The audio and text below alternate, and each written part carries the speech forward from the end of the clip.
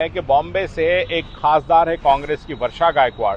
उन्होंने कहा है कि ये जो लोग छूटे हैं इनको फिर से जेल में डालना चाहिए, इनके खिलाफ सुप्रीम कोर्ट में अपील करना चाहिए, अच्छे से अच्छे लॉयर्स खड़े करना चाहिए ताकि इनको फिर से फांसी के फंदे तक पहुंचाया जाए।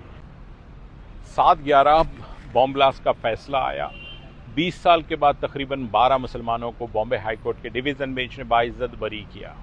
इसके बाद होना ये चाहिए था कि उस वक्त की हुकूमत जो थी कांग्रेस राष्ट्रवादी, इन लोगों ने मुसलमानों से माफ़ी मांगना चाहिए था, ख़ास करके वो जो बच्चे अंदर है उनसे, और उसी तरह से जो लोग इसमें मारे गए हैं 188 और 800 लोग जो ज़ख्मी हैं उनके फैमिलीज़ के घर जाते और उनको माफ़ी तलाफ़ी करते और ये कोशिश करते कि असली जो मुजरमीन आज भी बाहर है उनको पकड़ने की बात करते।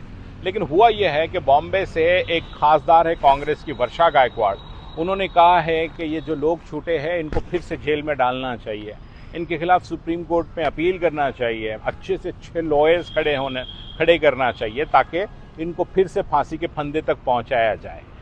जबकि मैंने जैसा कहा, होना ये चाहिए था कि इन्होंने अब ये जो जुल्म मुसलमानों पर किया, 20 साल तक बेकसूर मुसलमानों को जेल में रख कर उनसे माफ़ी मांगते। लेकिन ये जो सो कॉल्ड सेक्युलर कांग्रेस की खासदार है, उन्होंने कहा है कि अच्छे से अच्छे लॉयर वहाँ लगाया जाए।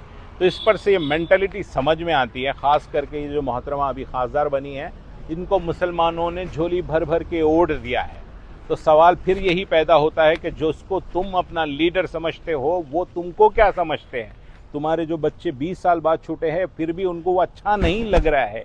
तो मेरे जो कांग्रेस के दोस्त हैं उनसे गुजारिश है कि अपने लीडर से सवाल करें और पूछे कि मुसलमान आपको इतने बुरे क्यों लगते हैं, ओरिजिनल जो लोग हैं कल्प्रिट उनको क्यों नहीं पकड़ा जाता है। उसी तरह से मौलाना साहब से भी मेरा सवाल है कि पिछले कुछ दिनों पहले ये सारी कांग्रेस, राष्ट्रवादी और शिवसेना, मतलब उद्धव ठाकरे गठ, उनकी भी एक खासदार है प्रियंका चतुर्वेदी, उन्होंने भी कहा सेम वर्षा गायकवाड़ की तरह।